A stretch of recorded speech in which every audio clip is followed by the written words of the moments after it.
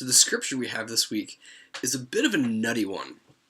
It tells a story of Jesus is in the synagogue preaching, and these people bring in a guy that's possessed by demons, and he's, I'm guessing, doing what guys possessed by demons do, probably yelling and screaming and all sorts of fun stuff. I've never been there, so don't know what it's like.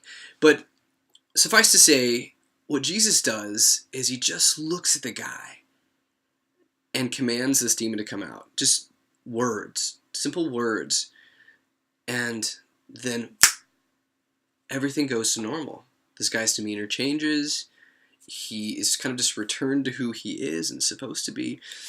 And this passage just started making me think about the power that words can have in our lives. They can control us. They can make us believe stuff about ourselves. And, when we think about, a lot of this can probably happen to us younger in life. Maybe there was things that people in our lives, like our parents or other, they could have been siblings or even like bullies at school. There's those things that people say that hurt us, and they dig into our souls in a certain way, and they begin to identify us. These hurtful words begin to identify us, and we begin to just kind of run them through our brains, and we actually over time begin to believe them. I know that's happened to me, and it just makes me wonder, what is truth? And I think truth oftentimes for us is a choice. And when beginning to think of our identities, we have to make choices for what we're going to believe about our lives. Are we going to believe those things, those negative, those hurtful things that have kind of scarred and worked their way into our own psyche? Do we believe those things? Or are we going to be open to believe new things? Words, like in this situation, Jesus says words.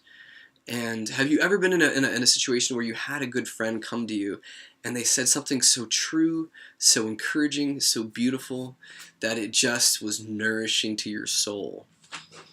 And I think in life, we have to begin to recognize, are we believing words that give life?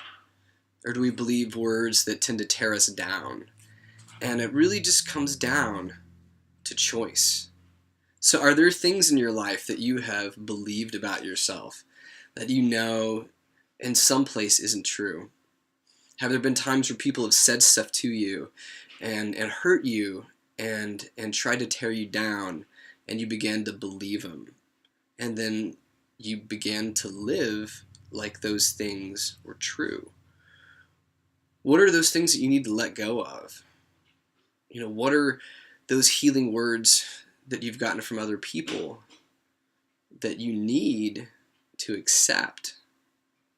Because it's always a process of, in a situation, you have to, in order to be able to get something new, we have to be able to let go of something else.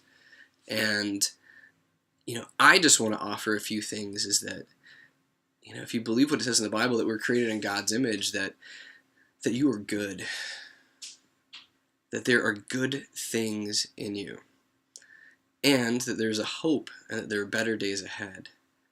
And I think that we need to begin to work more and more on seeing the goodness in ourselves, and seeing what God has put in us, and seeing how living a life in that kind of a posture can begin to change us. Not only how we see ourselves, but even how we interact and walk out into the world today. So I'll just leave you with that question is, what are those things that you want to let go of? And in return, what are those things you want to grab onto?